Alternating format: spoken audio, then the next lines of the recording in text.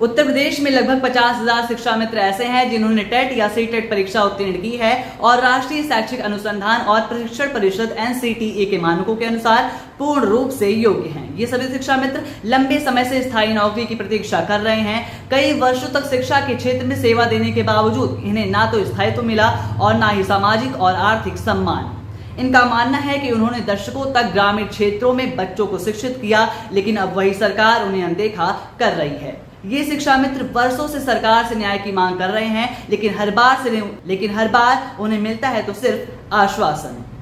27 मई से लखनऊ के eco garden में हजारों शिक्षा मित्र शांतिपूर्ण धरने पर बैठे हैं। ये धरना लगातार चौथे दिन भी जारी है। प्रदेश के कोने कोने से महिला और पुरुष शिक्षा मित्र लखनऊ पहुंचे हैं। कई लोग अपने परिवार के साथ खुले मैदान में डटे हुए हैं। धरने में शामिल शिक्षा मित्रों का कहना है कि वे अपनी अंतिम उम्मीद के साथ इस राजधानी में आए हैं ताकि शासन और प्रशासन उनकी पीड़ा को समझ सके, उनकी पीड़ा को सुन सके।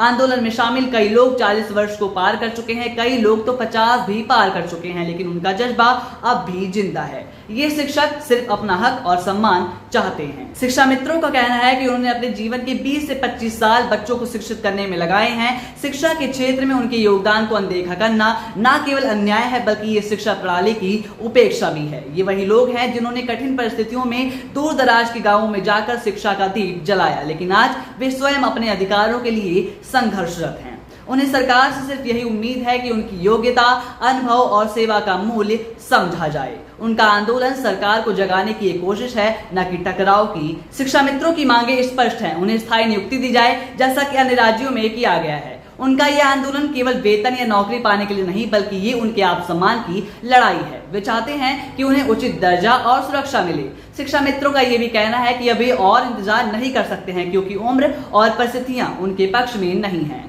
शिक्षा मित्रों ने सरकार से अपील की है कि वो इस बार संवेदनशीलता के साथ उनकी मांगों पर विचार करें और कोई ठोस निर्णय भी जल्द से जल्द ले लें, जिससे हजारों परिवारों को स्थायित्व और सुरक्षा मिल सके। शिक्षा मित्रों की जो प्रमुख मांगे हैं, हम आपको वो भी बताते हैं। उत्तर प्रदेश के शिक्षा मित्रों की मांग है कि उत्तराखंड और हिमाचल प्रदेश की तर्ज पर यहाँ पर भी टेट उत्तीर्ण शिक्षा मित्रों को बिना देरी किए स्थायी किया जाए, ताकि उन्हें स्थायित्व और सम्मान मिल सके। जो शिक्षा मित्र अभी टेट पास नहीं कर सके हैं, उन्हें समय और अवसर देकर योग्यता पूरी करने का मौका दिया जाए, फिर स्थायी नियुक्ति भी प्रदान की जाए, जिससे कोई भी शिक्षा मित्र पीछे ना छूटे। शिक्षा मित्रों की ये भी मांग है कि पूरे 12 महीने का नियमित मानदेय मिले। इसके साथ ही चिकित्सीय अवकाश, 14 आकस्मिक छुट्टियां और अन्य मूलभूत सुविधाएं भी प्रदान की जाएं, ताकि वे सम्मानजनक, सम्मानपूर्वक जीवन यापन कर सकें। शिक्षा मित्रों का यह आंदोलन उनके आत्मसम्मान और अस्तित्व की लड़ाई है। वर्षों तक इन शिक्षा मित्रों ने बच्चों को शिक्षित करके राष्ट्र निर्माण में योगदान दिया है। अब सरकार की जिम्मेदारी बनती है